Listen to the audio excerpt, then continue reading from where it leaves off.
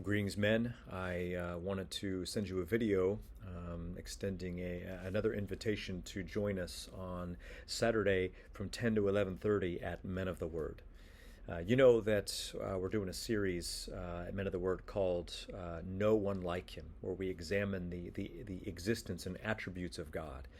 And if you've been present, if you've showed up, you know that each time we take a different perfection or attribute of God and we examine what that perfection is and why it matters to our lives. And the reason why we're doing this series, men, on the attributes, perfections of God is precisely because to see God is to become like Him. You understand our ability to thrive in the Christian life is only as possible as our view of God is profound.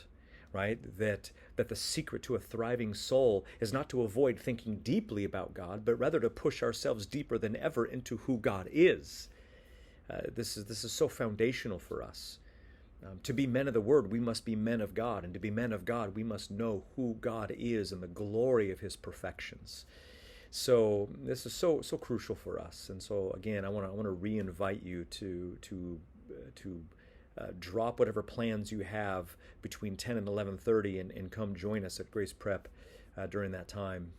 And this Saturday we're gonna look at the perfection of God, known as God's aseity, His aseity. Well, what is God's aseity? That's a pretty weird word. No one talks about that, and yet we totally should. We should understand what God's aseity is.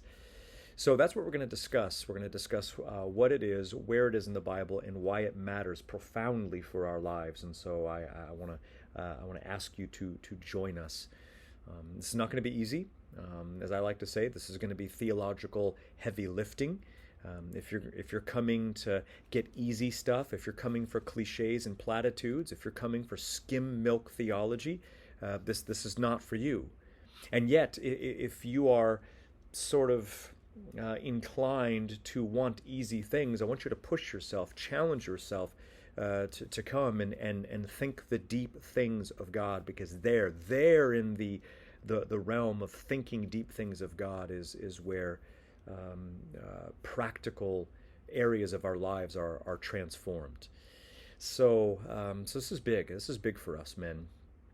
So again, 10 to 11:30 at Grace Prep.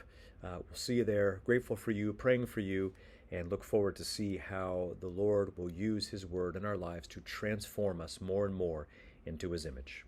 We'll see you then.